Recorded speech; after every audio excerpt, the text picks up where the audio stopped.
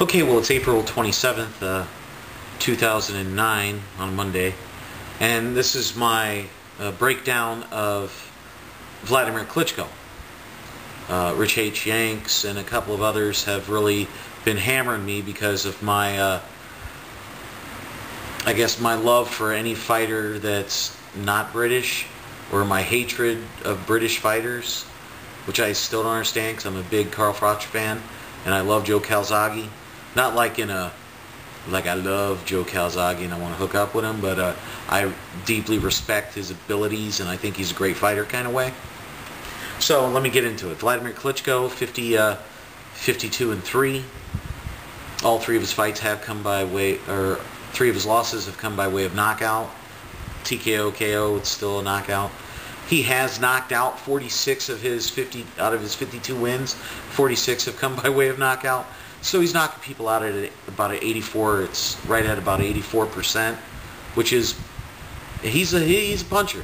Anything over 75, dude can smack. He can bang. He's got a world-class jab.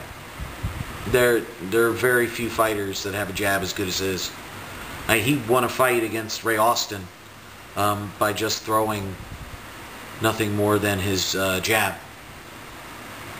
He's devastating when it comes to that. He is a great boxer. I mean, you're talking a guy that did the Olympic thing. That he's a great boxer. There's very few weaknesses in his game. He's a counterpuncher. He waits for you to come in. He makes you pay for mistakes, and if your defense isn't good, he's going to pick you apart and tear you apart. This is not a dumb man. This is a man that is a doctor. Yeah, he's got his PhD. He speaks 4 languages fluently. Very, very intelligent man. His one weakness that people have really been banging about and want me to talk about is his chin. Hey man, his chin's weak. Look at Corey Sanders, who they never fought again. I'll get to this in a little bit here. Hey, look at Lamont Brewster.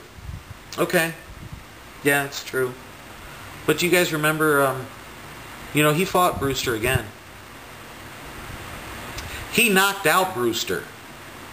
All right, just wanted to throw that out there.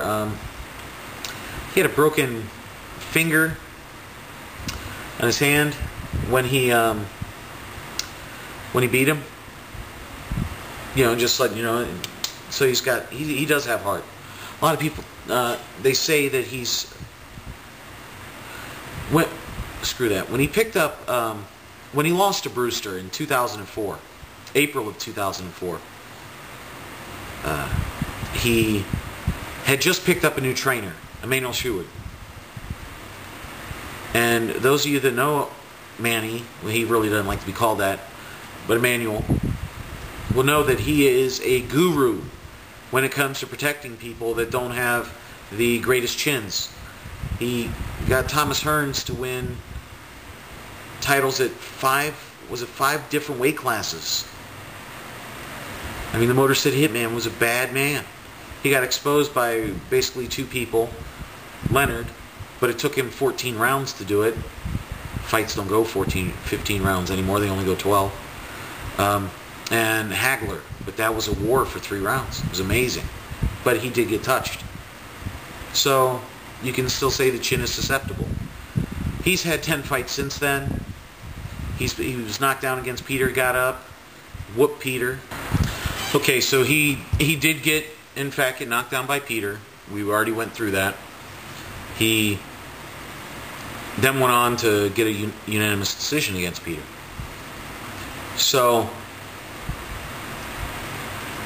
he doesn't freak out as bad as he used to when he would get hit. You would see that he really couldn't take the shots. He started he really couldn't process it that well. He wasn't used to being pressured like that. It wasn't something, and I know he had close to 40 fights by this time, but at the same time, everybody knows, when you're coming up, your first 20 fights are usually you get around the 20 before you really start fighting top tier people. The really smoking good people, you get about 14 or 15 fights in, and then they start really fighting quality opposition. I mean, they can fight good fighters, but they fight really good fighters once they start moving up for the title. So, but if you want to get on the chin, and I know people are hammering about the chin, because that's the one weakness that they can talk about. He's a great boxer. He has a great jab. He has a good defense. There's no real things that you can hit on him with that. He doesn't really get lazy. This man takes care of himself. But the one thing that he does have is the chin. He was knocked out in April of 2004. Hey, who everybody wants to talk about, here he's a bad man, got knocked out in September of 2004. So, Hay has been knocked out more recently than Wladimir Klitschko. Hay was knocked out by a cruiserweight. Hay has only knocked out 2 heavyweights. Vladimir's knocked out 46. So, I don't know how much more we want to go into this. Hayes only had 23 fights, so he hasn't fought enough to get those extra losses on his record. I mean, 55 fights to 23, it's more than double. It doesn't take a rocket scientist to figure that out.